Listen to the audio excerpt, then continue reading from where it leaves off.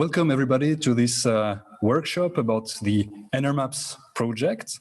My name is Jerome Kempf. I'm a senior research scientist at the EDIAP Research Institute here in Switzerland. I will be the moderator of this session. This session will be very rich.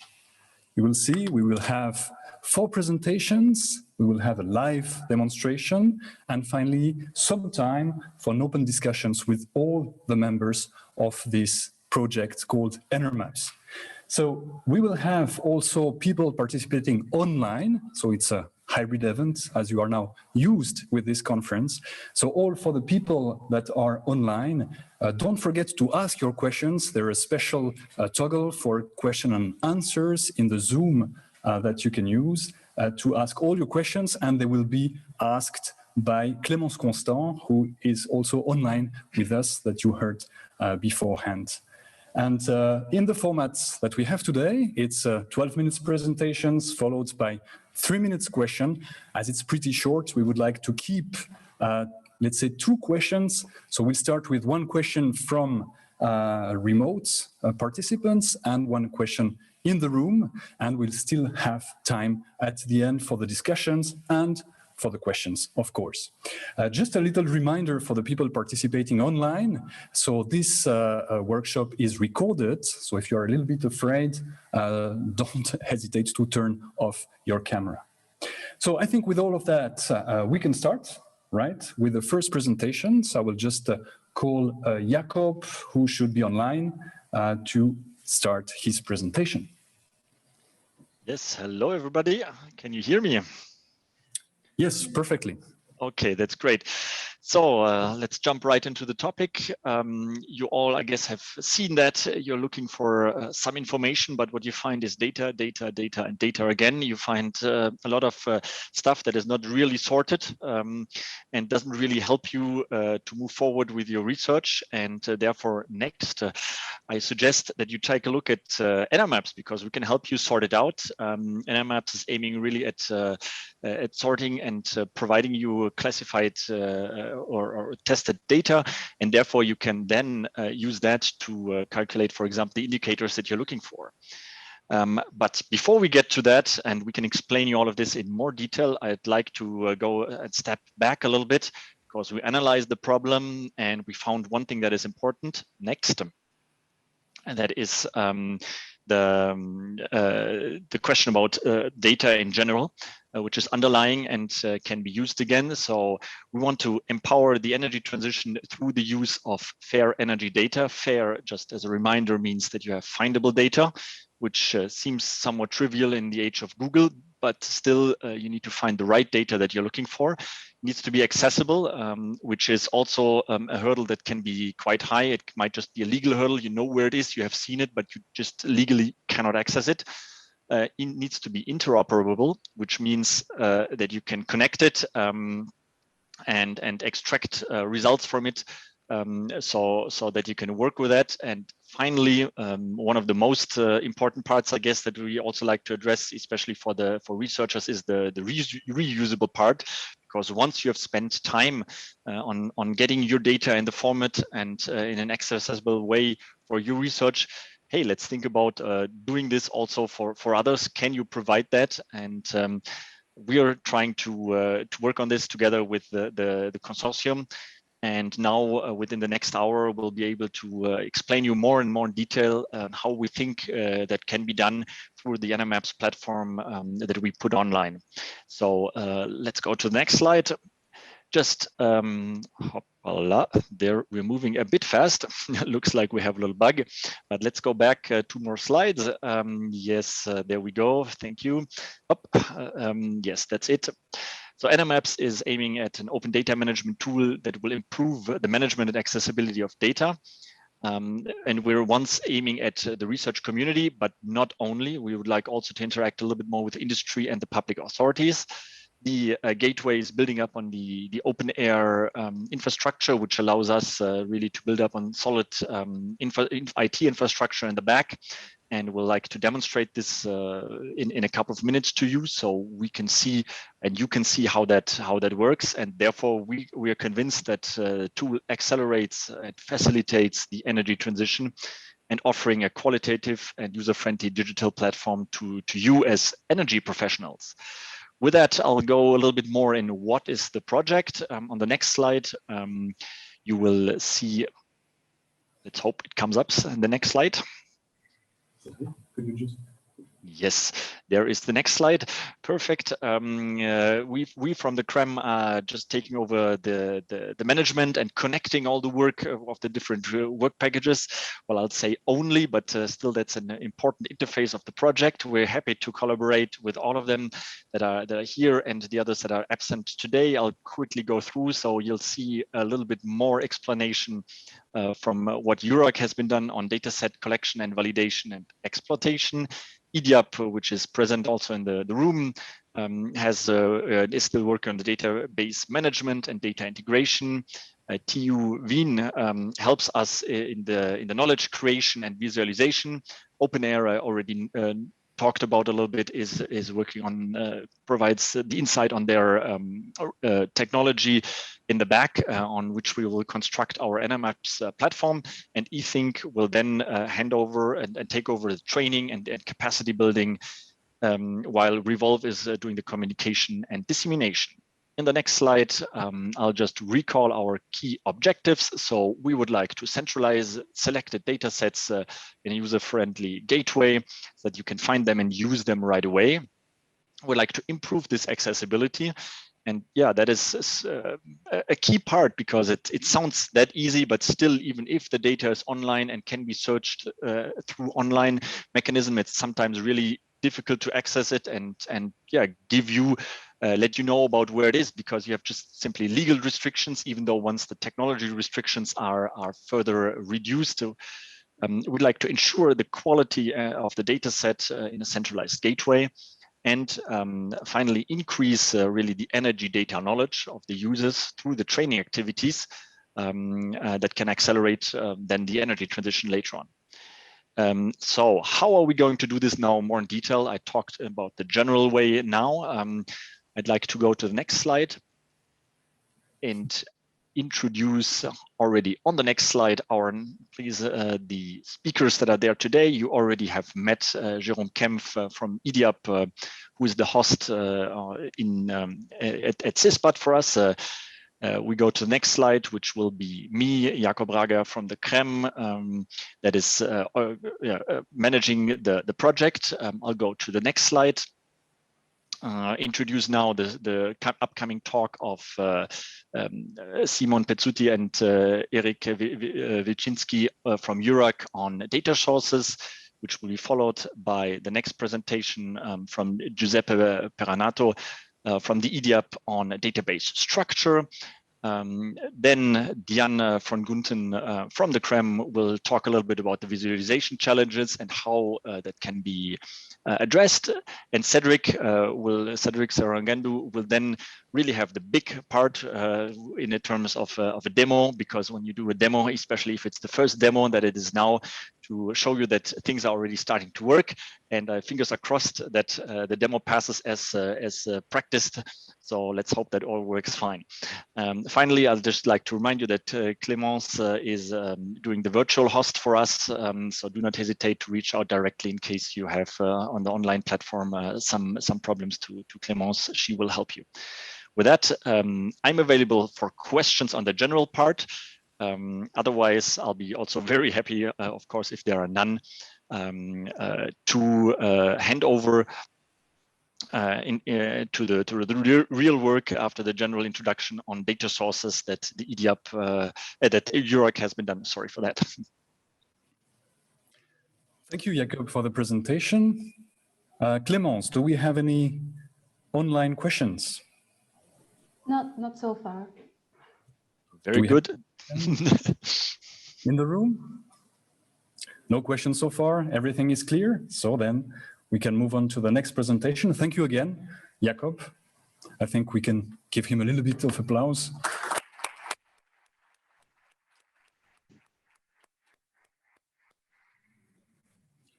So now we have the next presentation of Simon. It will be a shared presentation. So the first half will be given by Simon and the second part will be given by Eric. Simon, are you online with us? Yes. So the floor Thank is you. Thank you, Jerome.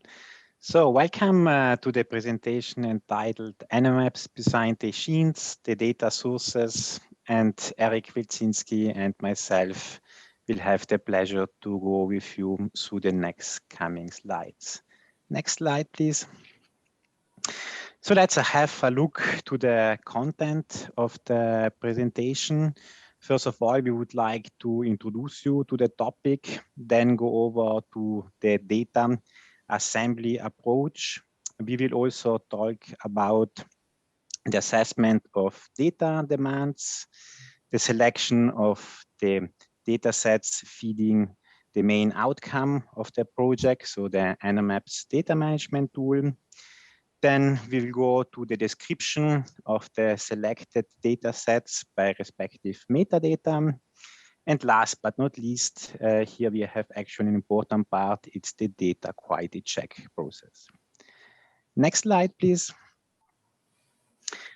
So the core of the Horizon 2020 EnerMaps project is the data and information itself, which will be also the focus of present presentation. As you all know, data is central for energy research and analysis, but unfortunately, energy data and information are sometimes hard to find. They are stored in different repositories as well as fragmented. And of course, this then leads to a lack of efficiency in energy research. And EnerMaps seeks to address these issues by providing a quality-checked database of crucial energy data and information that will be communicated effectively and efficiently. And as well as what is very important, the EnerMaps data management tool and the EnerMaps project itself will provide fair data. So data and information about energy which are findable, accessible, interoperable, and reusable. So basically the first work package of our project entitled with datasets collection, validation, exploitation tries to provide initial data sets which will feed the EnerMaps data management tool. And of course, before they feed this tool, they need to be validated. So next slide, please.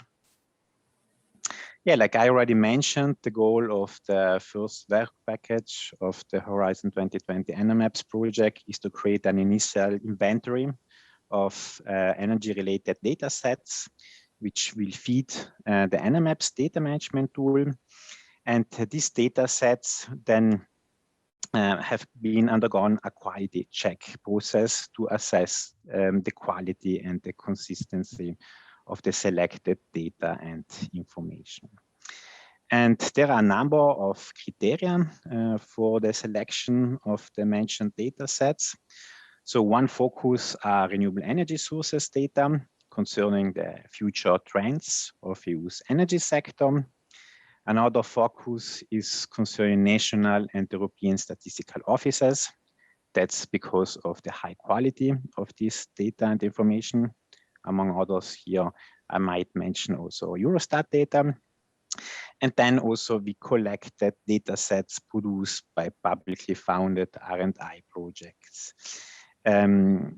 Especially because they are not always well known and they're not always easily to find, as well as in some cases here we have a problem of downloadability in the sense that these data sets are either not downloadable at all or only hardly downloadable. So that's all from my side for the moment, and with that I give over to Eric Wilczynski.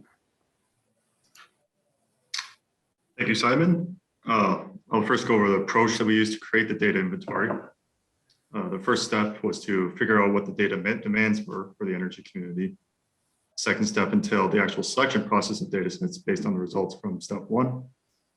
And next, we collected relevant information on the data sets, including any metadata and quality information. And finally, we conducted a quality check process to assess the overall quality of the data sets to ensure that they were appropriate for our platform.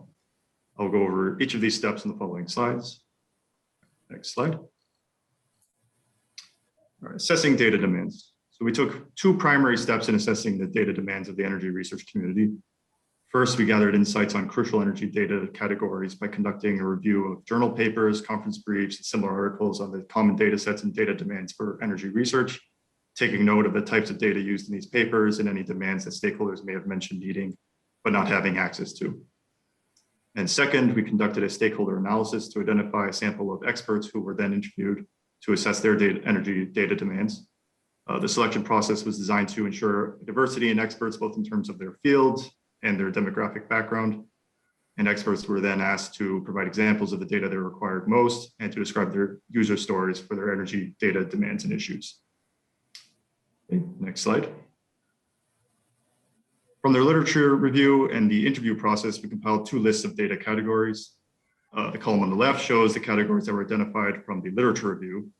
So this includes renewable energy data, which was of particular interest in the literature, including data from different sources such as wind, solar, geothermal, and biomass.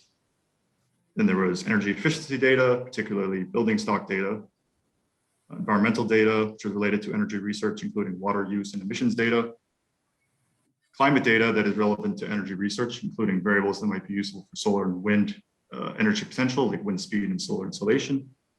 And finally, socioeconomic data is used in energy research, including regional GDP and consumer expenditure on energy. The interviews resulted in a list of categories that were similar to the categories identified during the literature review, including energy production and consumption data, including use by sector and the types of buildings used in their energy uses, meteorological data, including weather data and solar insolation, decentralized energy production and consumption data, including data on prosumers and off-grid production, and finally, once again, socioeconomic data. Okay, next slide. We now move on to the data set selection process. The following principles were used when selecting the data sets. First, we consider the data demands of the energy community that were identified in the previous step, including specific data sets that were recommended by experts. Second, we had a few prerequisites that were briefly touched upon earlier by Simon. These include an emphasis on renewable energy data, ensuring that a significant portion of data sets originated from publicly funded research and innovation projects. And finally, ensuring that the data either focused on Europe or that Europe was included in the geographic scope of the data set. Finally, we want to make sure that we considered a diversity of categories to ensure that there was a variety of data selected. Okay, next slide. So here's a breakdown of the categories for the current data inventory that were created based on the previous categories. These categories were selected to create 6 distinct categories that would capture the main aspects of the previous categories and also capture all the main fields in the current energy research trends. So the categories we ended up selecting were renewable energy generation data, building stock data, and use energy consumption data, emissions, climate, satellite data, research and innovation investment data, and finally, socioeconomic data. As you can see from the pie chart, the distribution of data sets by category, no single category dominated the data set selection process. There was a fairly nice distribution. And finally, 15 of the data sets were from publicly funded research and innovation projects, thus satisfying this requirement of the project. Okay, next slide. I'll very briefly touch upon the third step of our approach, which is on metadata. So metadata is crucial for ensuring that data is findable, accessible, interoperable, and reusable. And so gathering robust metadata is an important step of the data selection process. Fields on the left show some examples of typical metadata fields that we included. However, we extended the number of fields by considering fields that would be necessary to be compliant with other schemes such as DATASET and SCHEMA.org standards that we consulted when creating the metadata for the process data sets. And you can see a few examples of these on the right. Okay, next slide. Next, I'll briefly go over the final step of the data selection approach, which was the quality check process or QC process. This process is important in that it verifies that the data sets were accurate, consistent, complete, and that its creators were transparent with regards to its creation. Next slide. So the first step we had to do before starting the formal quality check process was categorizing the data sets into 3 levels, which determined the extent of the QC process each data set underwent. So level 1 data sets were primarily data sets that were identified by experts, and these only underwent a cursory portion of the QC process, including a review from experts and a check for metadata. And then level 2 and 3 data sets underwent nearly the entire QC process. However, the one distinction is that level 3 data sets underwent an additional step and received a high-level comparison, statistical comparison with 2 similar data sets. However, the core of the quality check process includes the following fields, which I'll go through. The methodology check, which is where we check for the presence of documentation associated with the data set that explains how the data was created. Completeness control of the data, where we conducted a quick analysis of the data set to check for blank or null values. The statistical accuracy check, which was similar to the methodology check in that we checked the documentation for any elaboration on the statistical accuracy of the data set that the authors may have included. And finally, the consistency analysis, which was conducted by testing the correlation of the data set with a similar data set that might be logically correlated. For example, either 2 measures of the same variable or 2 different measurements that may be logically correlated, like electricity consumption and population density. Finally, all data sets will be available for review from users of the EnerMaps Calo social network listed in the second step, which will be released in a future date. And that concludes the presentation on the dataset selection and quality process for EnerMaps. Simon and I will now answer any question you might have, and thank you very much. Thank you, Simon and Eric. Do we have any question online, Clémence? No, no question for now. No question? Do we have any question from the audience? Yes? Are electricity tariffs part of the datasets you were looking into, or not?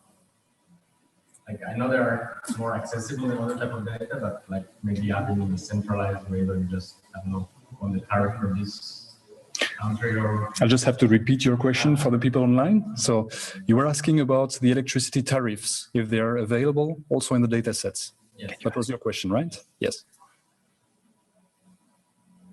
Simon, Eric, do you want to answer this question? Sure, I can answer that. For our initial selection, we did initially have a tariff data set. However, it had access restrictions that did not allow us to include it in the final inventory. So this current inventory does not include tariff data. I didn't really understand. I can also answer this. Okay. Yeah, I think in the initial selection of the datasets, there was a dataset from ENSOE, the regulator from the European network, but then only a part of their dataset is actually public for redistribution. So they are public, but not for redistribution. And since our platform is also meant to redistribute, we had to exclude this data. But I don't think it was specifically on tariffs. It was some like grid exchanges at the European Union, but I guess they also have tariffs data. Yeah. Get back here. It's unfortunately one of those examples where you have data available, you have a credible source, but the license, creates problems for us to really easily redistribute it, as Giuseppe just said. So that's unfortunately a legal barrier that can be quite important. Thank you. I say thank you for the person in the room. Do we have any other question? Because we still have time for one question. Yes? So you describe a very active selection and screening process of the data, but is there any way for external users to submit all the data? And also, how would you update this data? So just to ask you the question, so how do you update the data, and how can external users maybe add some data in the platform? Simon, Eric, somebody wants to answer? Otherwise, I ask Giuseppe, you know. Yeah, exactly. That's what we thought. It's more a question for Giuseppe. Giuseppe, do you want to answer this one? Yeah. So I think that will be a follow-up of the project, but the idea is that, like, we created, as I will present, some pipelines for this, data repositories, and basically if other data sets from the same data repositories are also decided to be included in the platform, that it would be possible. But yeah, it's a question more for a step further in adding more user interaction, and yeah, we could propose other data sets. But yeah, the platform should be flexible enough to include also similar data sets with a similar structure. Yeah. So thank you. Now I can ask for the next speaker, who is just beside me. So Giuseppe, the floor is yours. Okay, yeah, seems to work. So yeah, we just seen like the data set that were selected, but this come from different repositories.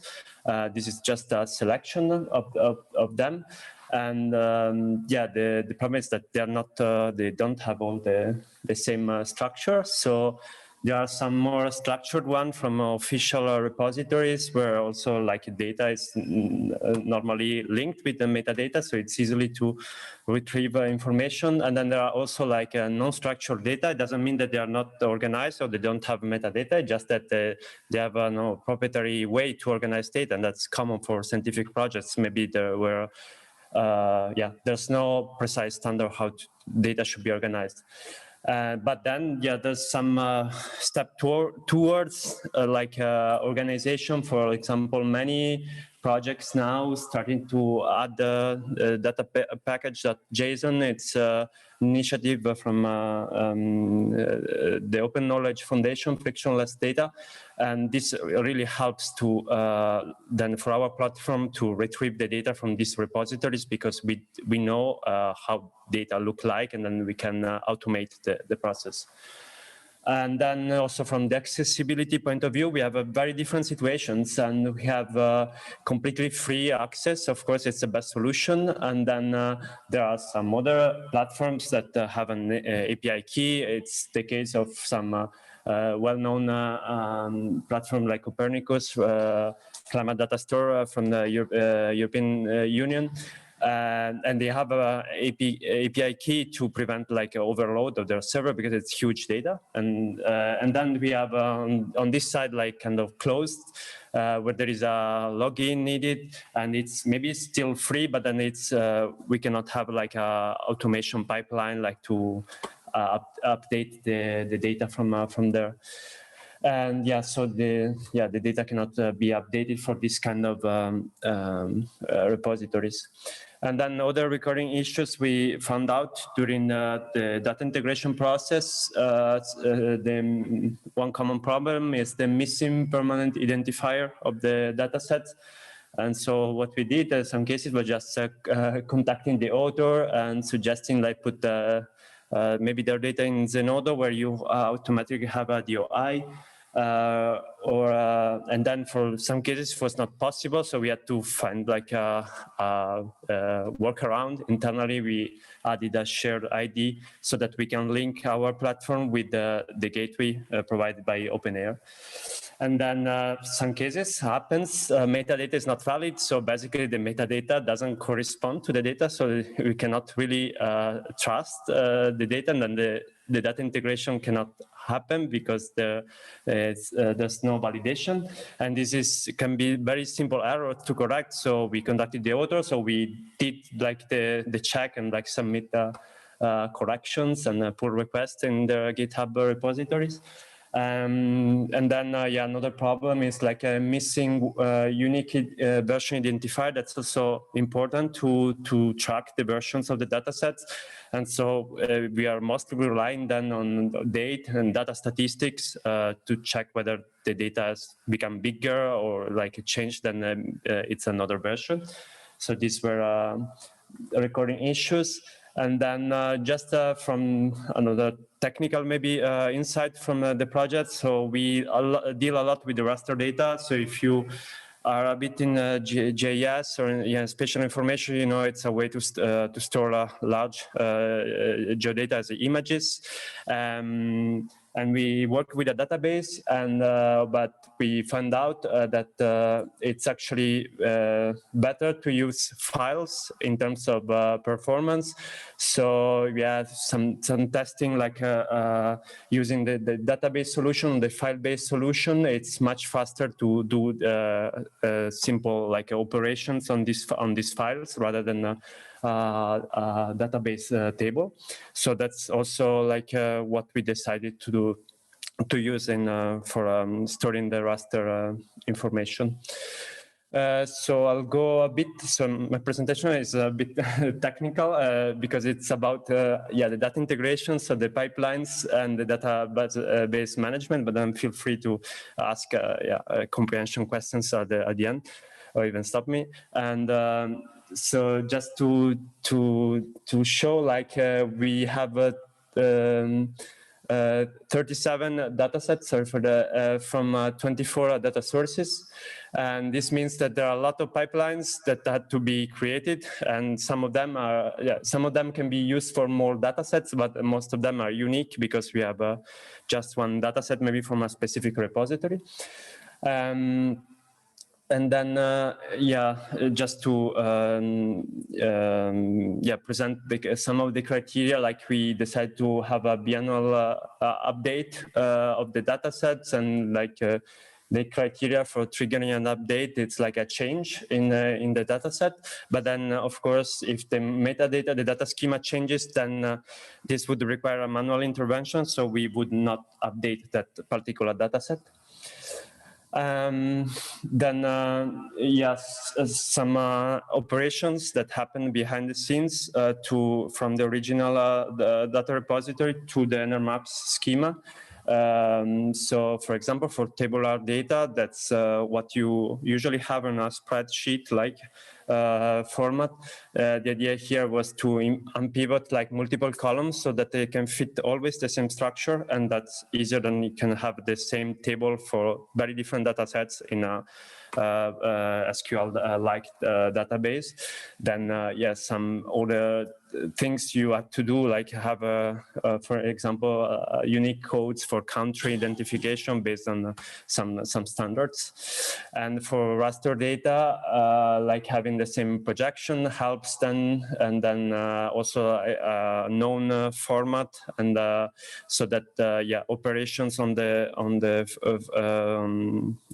data sources are easier to manage. And then we moved to the database design. So these were a bit the inspiring criteria at the beginning, was a few tables. So keep it simple with the spatial information in the same table. And raster, as we saw, as external files to have a better performance for calculation models. And then to prevent like a very specific field that maybe just are useful for a specific data set, but not for general. We used a lot like so like in NoSQL structures, so like a JSON, so that we can really adapt this schema for that we are more flexible for each specific data set. So this is how it looks like. The proposed schema for it's gonna get some changes maybe in the next few months.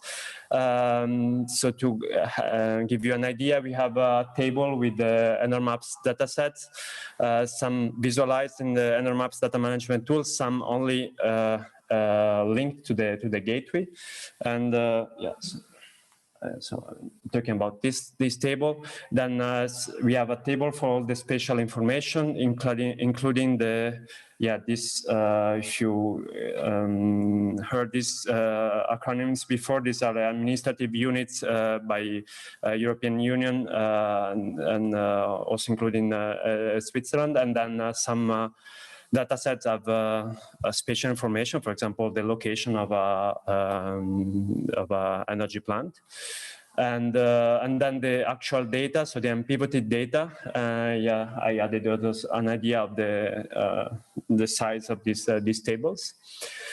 So the implementation of the data integration is made with we used a lot of Docker in the project, so that we divide in services, and we have some services for specific tasks. So we have the database service that loads the database schema and creates the users and like some custom SQL functions for the API.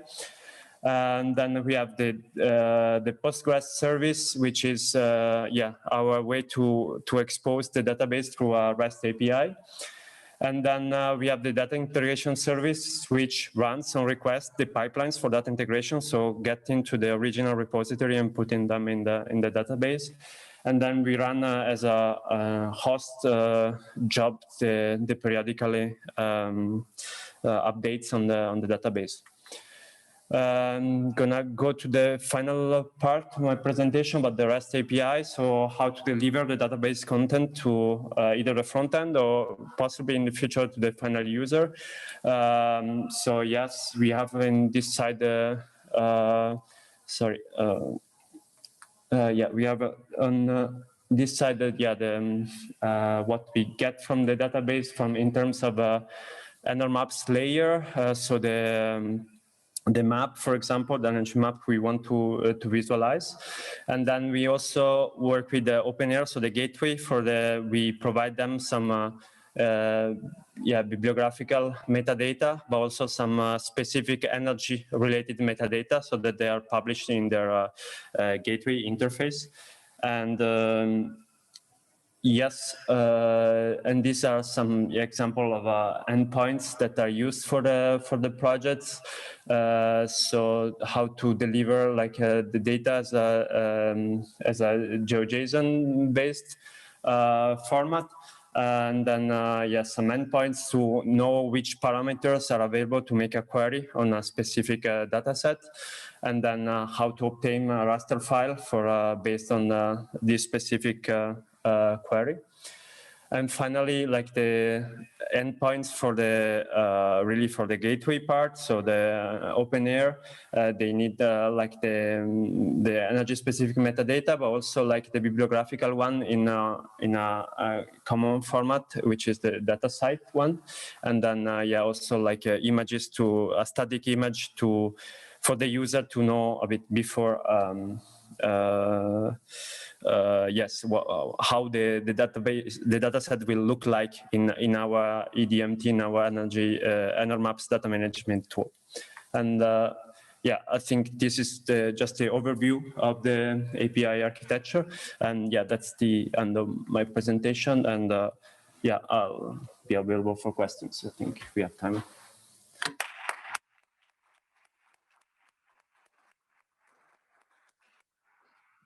Thank you, Giuseppe, for this presentation. Clémence, do we have any online question? No, there are questions. Maybe just one remark from my side. I think Giuseppe re-answered the question a little bit. How can you or could you participate in providing data?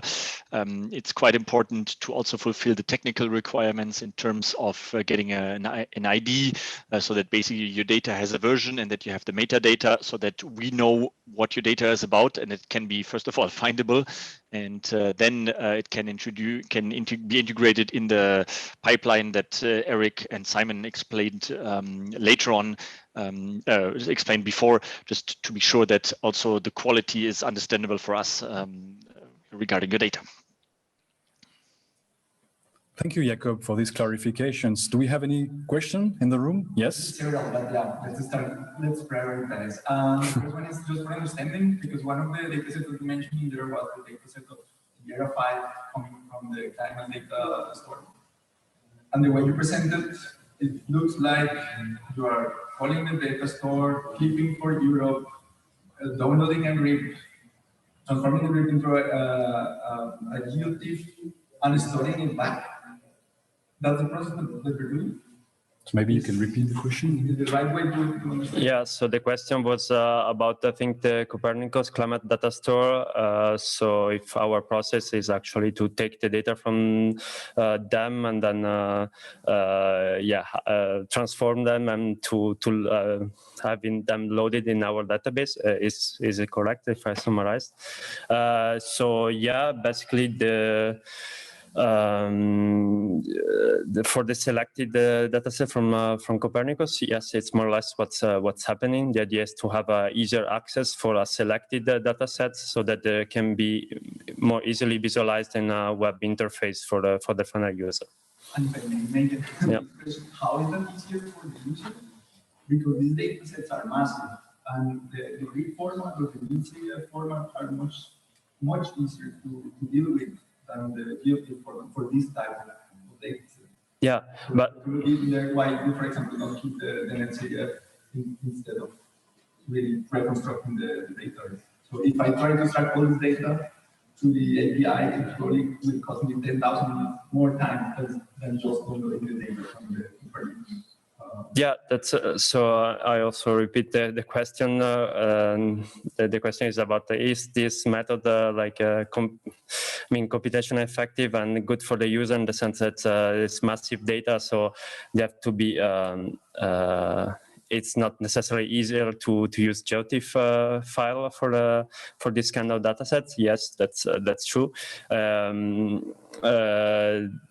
So the fact here, the main usage, it would be for the web platform. So what we've seen here is just the backhand of the web platform. So then the main idea would be for the user to have a preview of what Copernicus data look like in an interactive map and easily compare with different data sets.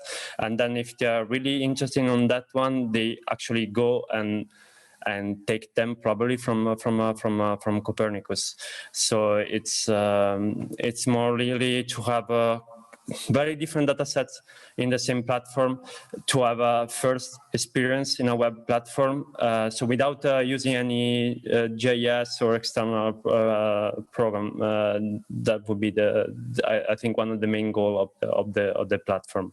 It's not redistribution, but more visualization. Yeah, I mean, there will be also redistribution, but your example is good, so it's not a good idea maybe for that particular data set. For others, maybe yes, because we reorganize the data. But yeah, you made a good point, yes. Thanks. Thank you. We still have time for one last question. No questions? Okay. Then we can continue. Ah, yes.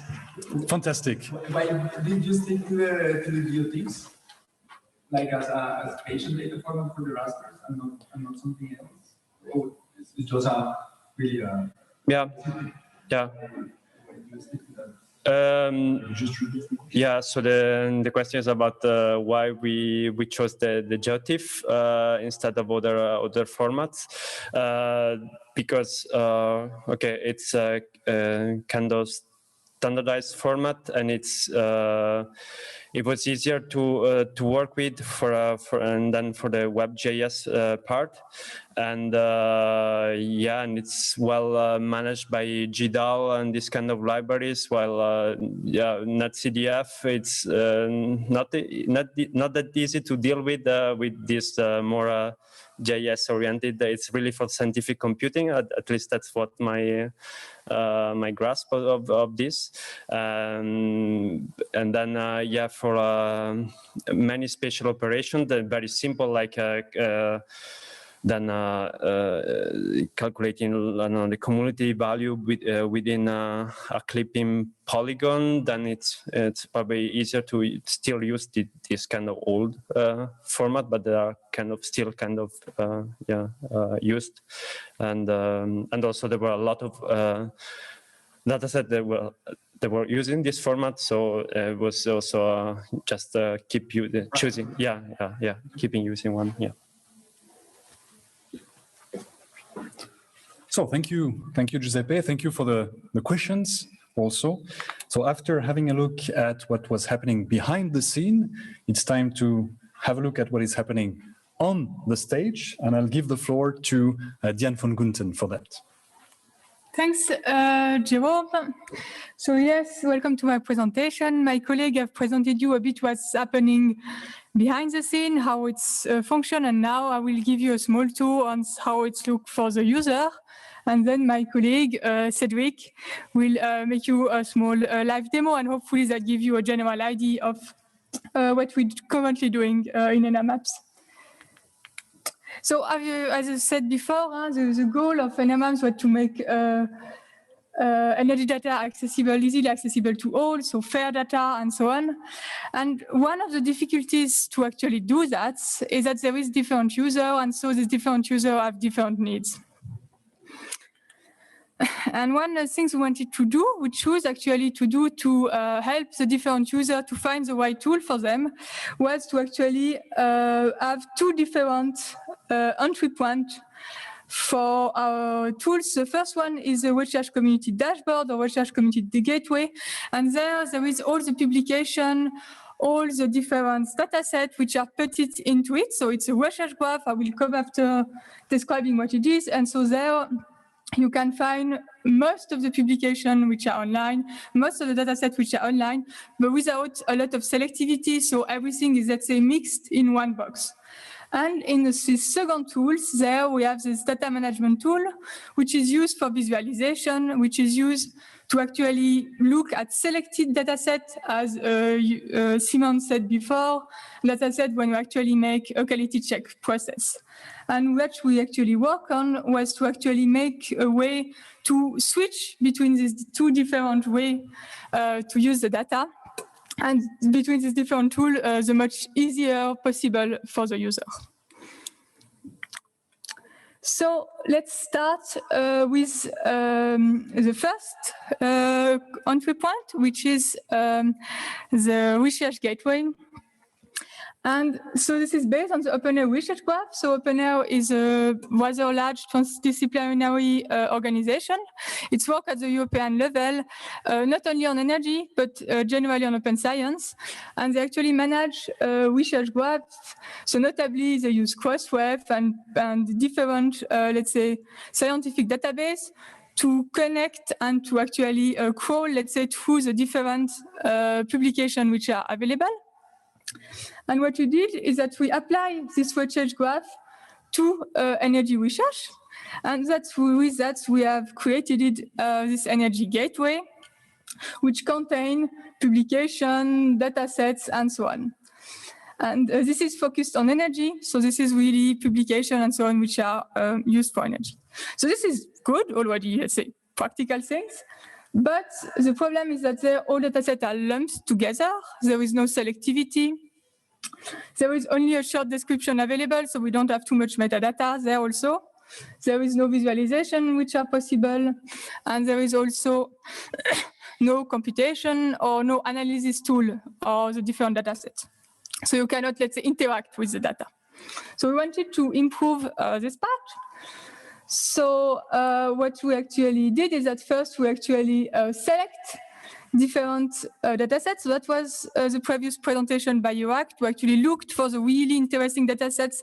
Then we wanted to get features in the gateway, the data sets that we find interesting, and that we know that maybe the new user, the guy maybe arriving in energy field, actually want to access quickly. And we had, at this gateway, we had a new tab, which is called Feature Datasets, where we actually put these feature datasets.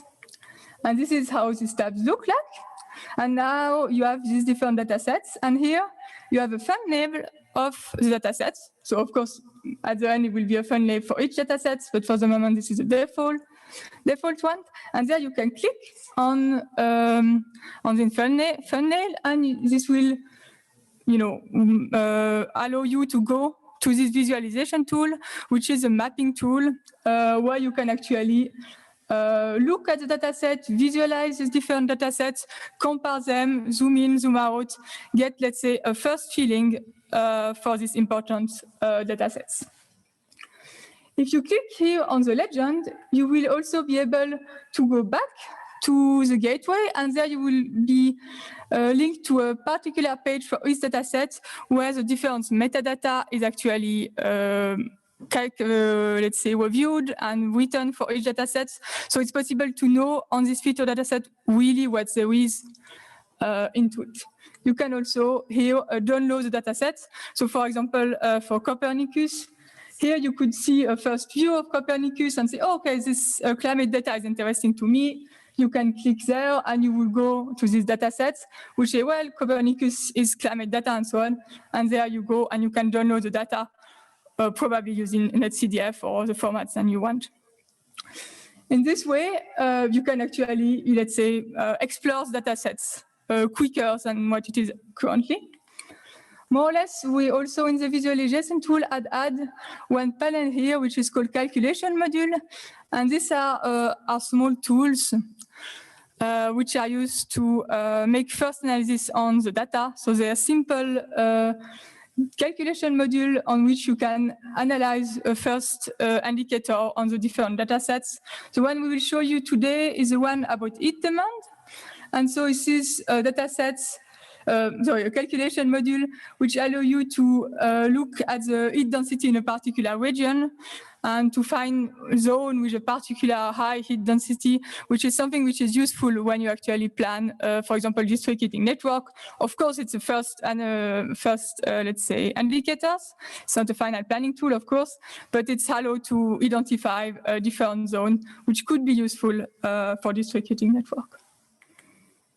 So as a conclusion, EnerMaps provide tools to search and discover new energy data sets. And we do that by linking, let's say, two approaches together. One approach, which is a build, let's say, build a bit like Google. So you can search, let's say, all the different data sets together. And another approach, which is more selective, but with less data sets, of course, but where you can really, let's say, center on critical quality check data sets. And the goal is to answer to the data need of different users. Thank you, Diane. Thanks.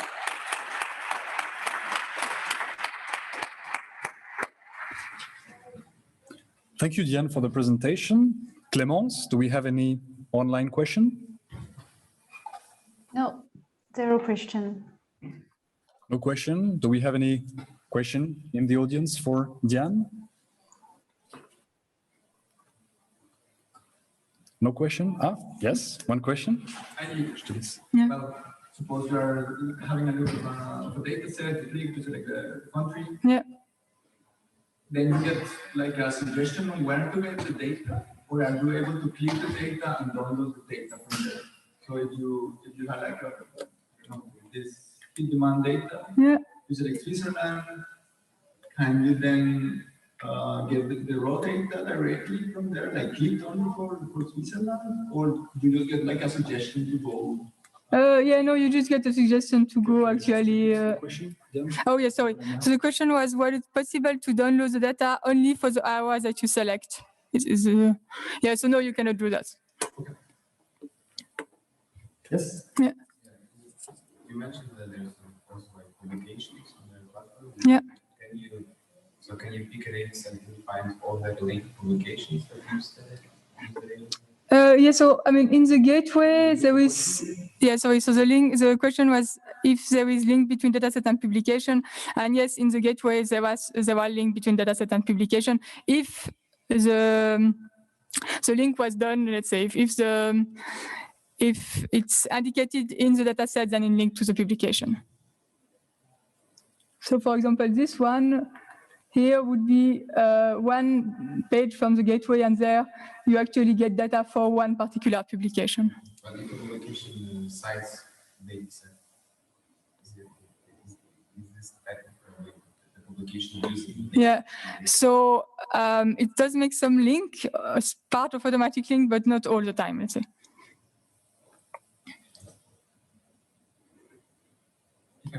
Yeah.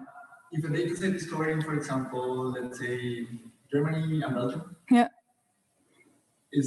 can we find in Synodo yeah. data only for these two countries? It means the data set is excluded from the database because it doesn't have the total coverage of Europe. Is that right? Or do you also make like patches of data available? No, so here, I mean, it would be yes, okay, sorry.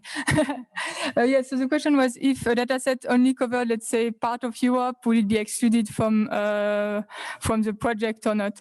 So it would not be in the featured data set, so it would not be in this tab here, but will be here on the tabs with all the data sets. So in the featured data sets, the data sets we were selected, we actually try to center on European data. But here on this, here we have like research data there will still be included.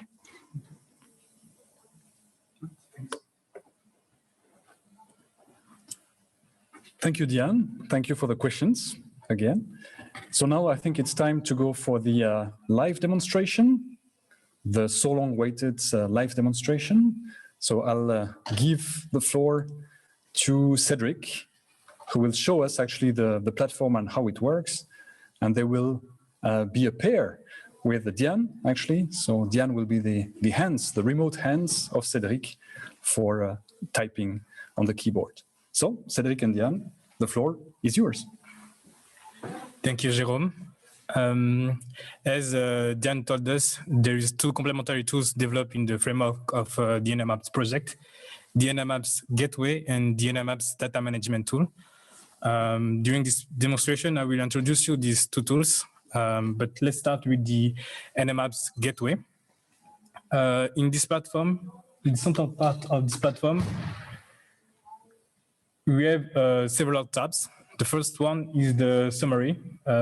These tabs just present briefly the project and its issues. There is also keywords that illustrating the field covered by the EnerMaps project. In the second tab, we have the list of the publications. The third tab, we have the research data. The first tab, we have the software. The second last one, we have all other scientific publications. And the last one lists the dataset that have been selected and reviewed by the project partner. This tab presents the information in the raw way, and it's difficult to find the information we're looking for. It's possible to apply more refined research. To do so, we just have to go in the search bar and type the keyword we want. Let's take, for example, the heat demand, and just apply the search.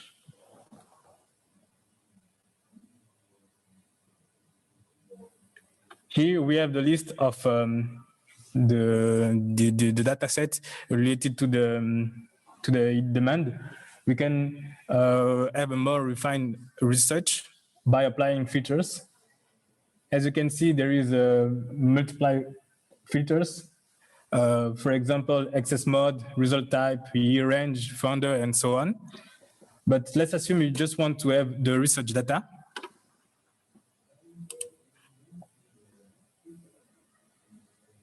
Now we have a smaller list with only the information in form of research data. And we can, for example, take one of these data sets, and we arrive on the dedicated page of this data set. We have the information, the data, sorry, and the metadata. We also have the possibility of downloading this information, just here.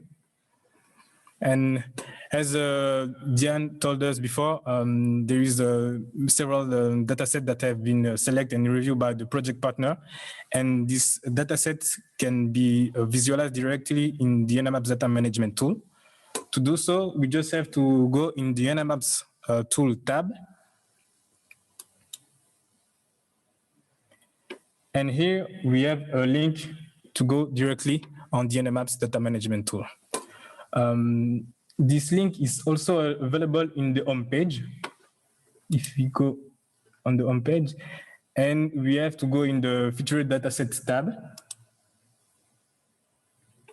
and just select the dataset that we want to visualize on the EnerMaps Data Management Tool. For the moment, we're on the beta version, so the link is not working yet, but in the future version, the link will be make you switch on the EnerMaps Data Management Tool. So now let's talk about the EnerMaps Data Management Tool. The EnerMaps Data Management Tool, sorry, it's basically a map ground visualization tool. So it means that you can move on the map, make a zoom out to get an overview, make a zoom in to get more detail. It's actually a visualization tool, sorry. So you have the possibility to visualize the dataset that have been selected by the project partners. Let's take, for example, the wind power, just by typing the name, sorry, in the search bar. And then we can visualize the information for all the Europe.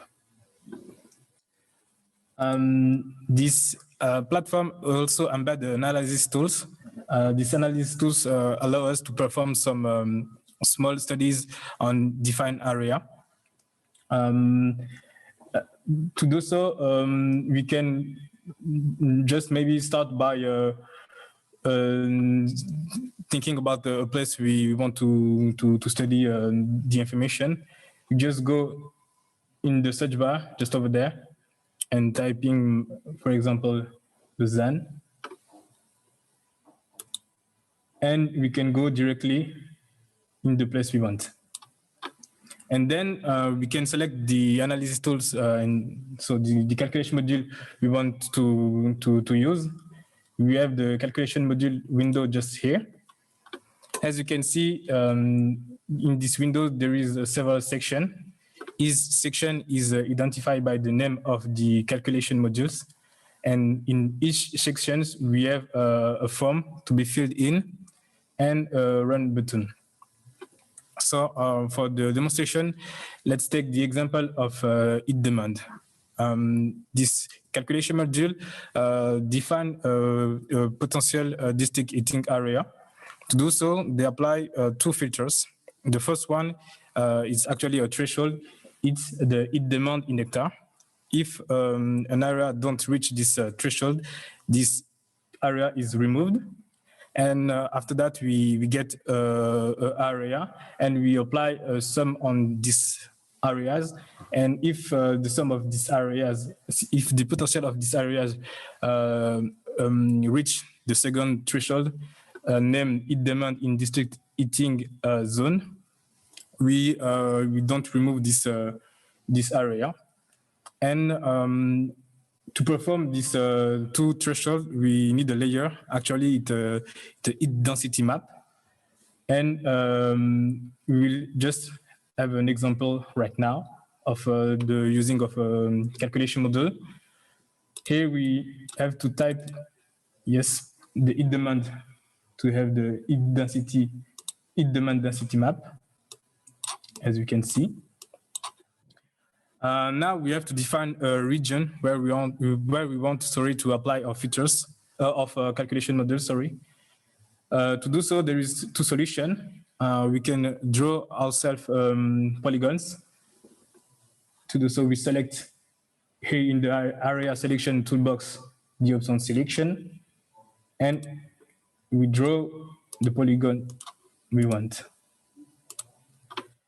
The second solution is to use the nets, which are the territorial division defined by the European Union. Let's take, for example, the level cities, and we just have to select the area we want. Now, calculation module want from us to define the threshold.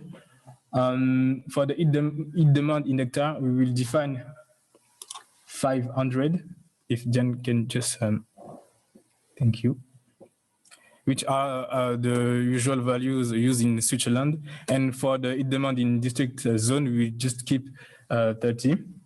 We can run our calculation module.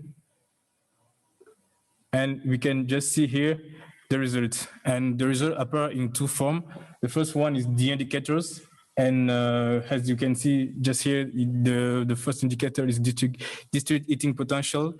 And the second one is total heat demand. And the last one is the potential share of district heating from total heat demand in selected zone. Now we have performed this calculation module in Lausanne. Let's try it again in maybe Geneva and changing maybe the level and moving on net 3. we select the zone we want, and we will keep the same value for the threshold. We will run the CM. And as you can see, there is more validated zone in the district heating. The potential is quite bigger, and we have the possibility to compare directly the value obtained in Lausanne and the value obtained in Geneva. Now, let's assume that we are really interested in the layer, the heat density map, and we want to have more information about this map. We have the possibility to go directly on the EnerMaps gateway and, yes, have more information about this layer.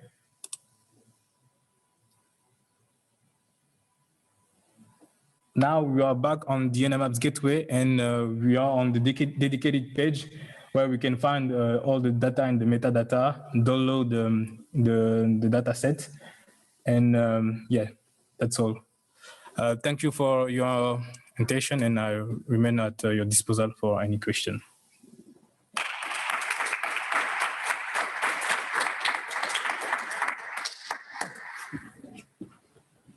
Thank you, Cedric, for the presentation. Clémence, do we have some questions? Yes, we do. Fantastic. So we received 3 questions, so I'm selecting one. Sorry for the others. Are the layers, for example, like the wind data, are the layers selected from a drop-down menu, or is there a list of layers available?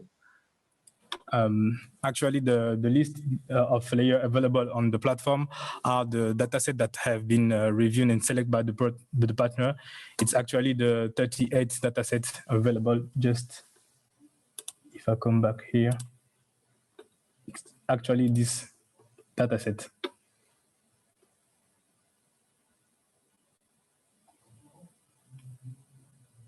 Are you still there? Yes, I'm here. Thank you. Should I ask another question, or shall we pass to the room? Yes, for sure. Okay. So the second one was, are there any minimum or maximum or any default values for the parameters that the user can input? So for example, heat demand can come in hectare, heat demand or can come also in DH zone, etc., etc. Yes, actually, it depends on the decision made by the developers. But for the heat demand, the minimum value for heat demand in hectare is 0, and the maximum is 100. But for heat demand in district heating zone, it's the minimum is 0 and the maximum is 500. But yes, we have a maximum and a minimum. But it's for this specific calculation module. Thank you.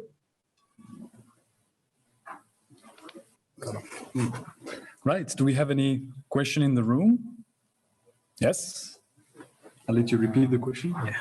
First question is also in the feature suggestion as well. I see you have a lot of selection for the geospatial level, so that's in the area. But I imagine like a lot of the data is time series data, so it would be useful to have a temporal selection as well, from each year to each year. So, yes. It's not actually a question; it's a suggestion, and the suggestion is to just repeat the question. Yes. Yes. The suggestion is whether to just when we have a data set with a temporality, to define a cursor to select the temporality we want to show on the layer. And yes, it's a good point. For the moment, we have this kind of data set. We just select one time by default. We don't have the possibility to select a specific time, but in the further development, we will work on it. So one time is the current time, or is it the aggregate? Sorry? You mean one time by default, is it at the current? Is it the value at the moment? Or what value is shown? We select a specific time, so it means that we don't calculate a mean or something. How did you choose that specific time? It's a work on the data made by the Giuseppe, but for the platform, we select the information received by the backend, I said, but I don't. So the idea is to be able to select the data afterwards. So why do you have this one data by default, but it's during the development? Maybe Giuseppe, do you want to? Can you just repeat what Diane said, because we couldn't hear it right away? We explained that the data set with the temporality, we just show a specific time, and we don't select a cursor to have a specific time. But I will maybe let Giuseppe complete me. So it's not defined yet which, so the database contains like very high granularity data, so not so like hourly or sub-hourly, hourly or 3 hours. And so basically for now we are just showing for example the latest value available, but like the idea for the future would be to have a calculation module that then can access the database, and then you can select more and then calculate the aggregated values over time, for example, in this kind of things. Because yeah, the data are in database here. It's just a demo to show like how it would look like. But yeah, you're perfectly right. Yeah.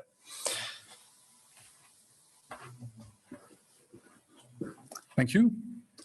Clémence, do you have any other question online? Because now we can start this discussion phase with all the people.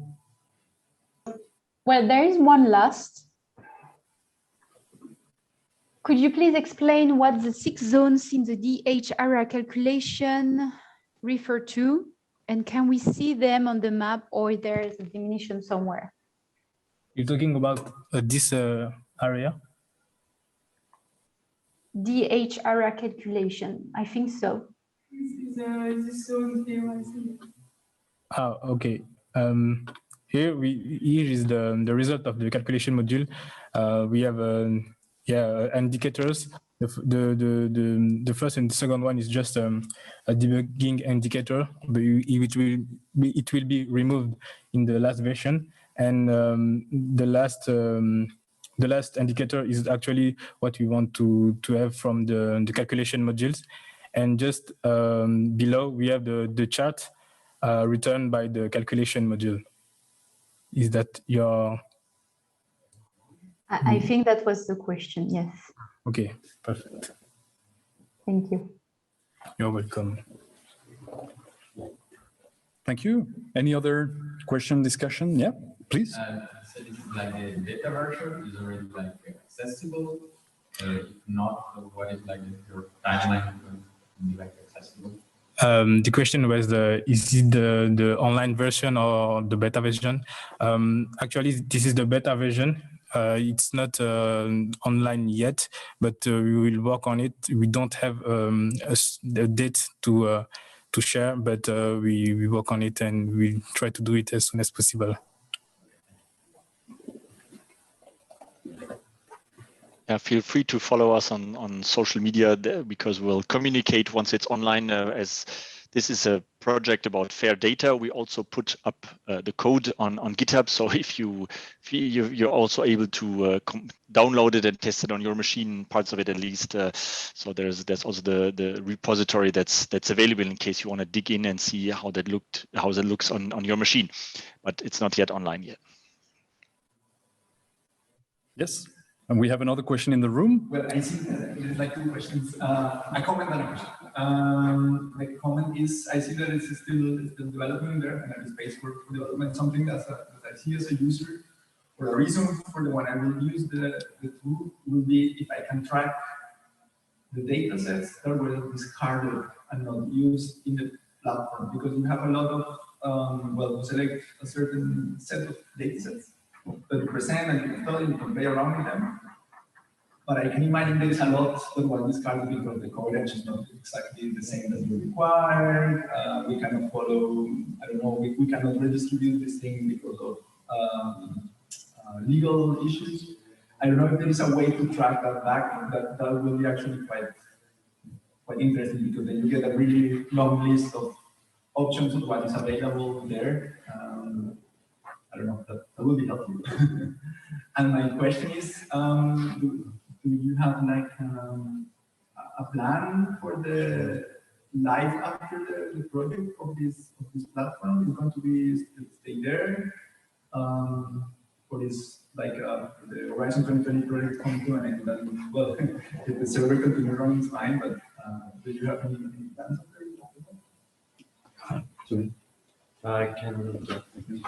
So there were two questions. One is about like for I think a scientific point of view, it would be interesting to know which datasets have been excluded because of the different reasons we highlighted, and don't know, maybe our colleagues from EURAC can answer. They can also add some points on that. And the second question is, what's the life of the project after like I mean, what's the life of the platform after the project has ended? And this, I guess, Jakob could answer. Well, I hope so. Well, I hope first of all that we are able to get it working within all the criteria that we put up, so that it is a useful platform. So once we're online, we'd be happy to see people test it and get some feedback. And after this, we'll check also with OpenAIRE to see how far and how much we can integrate into their infrastructure, because it would be one service that would be then available for the European energy community, energy research community, in open science, based on the OpenAIRE existing infrastructure. So there are, I think, quite some chances that that will happen. However, at this stage, it's too early to promise more than this. And as I said, on the other way around, it's the code is open source and open access. So feel free to take a look. And also, I mean, you can use it and do other stuff with that. So I think in one or another way, it will have a useful output that can live on. And as all open source projects, it's somewhat difficult to see who and how the final use will be once people start taking it up and using it a little bit.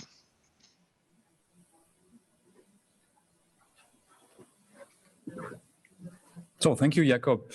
Eric and Simon, or Eric or Simon, do you have any comments or answers to the first question? Okay. Yeah, could you please repeat the question, because it was not completely clear to us? Yeah, if we have any track of the datasets that have not made it into the final platform because of because of the data selection process. Yeah, basically, I started to collect data sets, and then within, let's say, a number of events, let's say internal audits, focus group, and so on, we decided to then take certain data sets instead of other ones for many reasons. One of those was, for example, the licenses and also the quality of data. And yes, if indeed we would have a track of that, and the question then would be if it's possible to make this, let's say, open, accessible. But this is something then we might also discuss internally. I don't know, Eric, do you want to add something on this? Yeah, I mean, the data sets that specifically that we selected that didn't make it to the platform, I know that some, I think Giuseppe mentioned, will be available just as like a static download, or just something that will be available in the maybe on the like the publication side, but not on the actual tool side. But as far as like keeping track on the updates of those data sets, most likely only be if I would imagine if there are any like additional publications that use those data sets, then they would get updated that way. But the traditional way through the data set, the EDMT, they probably would not be kept track of, no. And from my side, I can add that so we have a 38 data set out of the 50 original ones, and yeah, and the reasons for excluding for the data sets were described in our midterm report from the European Union, which I guess, I don't know if Clémence can confirm, is will be or is publicly released. And so there it's listed why some data sets have not made it for a license region, license reasons, or for yeah, that integration, or some of them had already their visualization platform, so it was better just to use their own platform, which is working well, and so that's the a bit.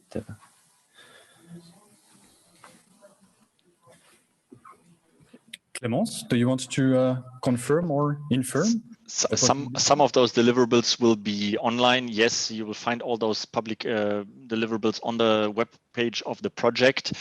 I'm not 100% sure that the midterm report will be on there. We just received the feedback of it, so we'll have to check. But as Giuseppe explained, it was absolutely right that the problem is not a technical nature. The problem is a legal question. Some of those data sets do not allow the redistribution, and therefore you cannot include it in such a platform. And that's just a legal hurdle that is added and that we cannot address any further besides asking whether we can do it. And if people say, no, you can't, or we won't change the license for you, then we will have to eliminate the data set, even though some of those are interesting data sets that would enrich such a platform. But it's a choice of each of the data providers to opt for a certain license in such a way.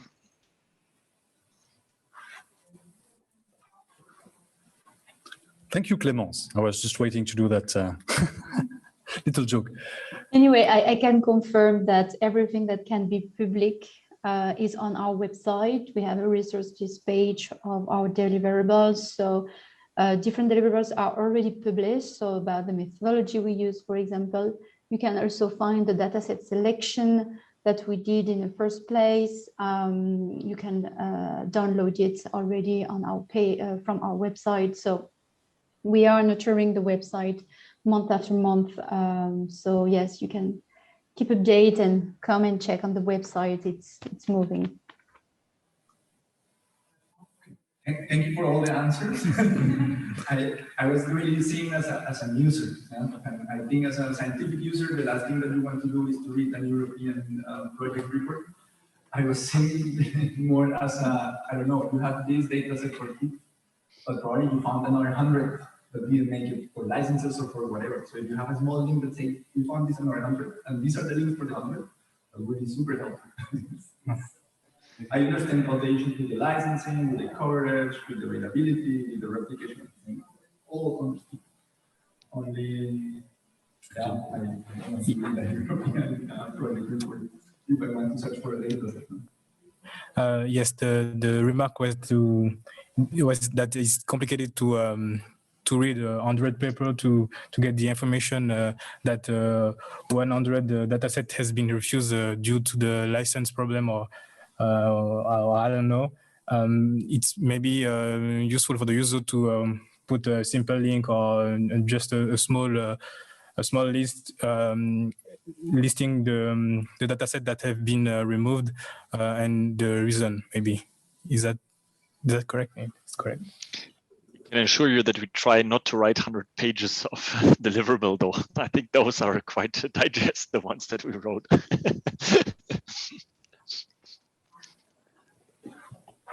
Right, thank you. So, Clémence, do we have any other online participants, questions, remarks?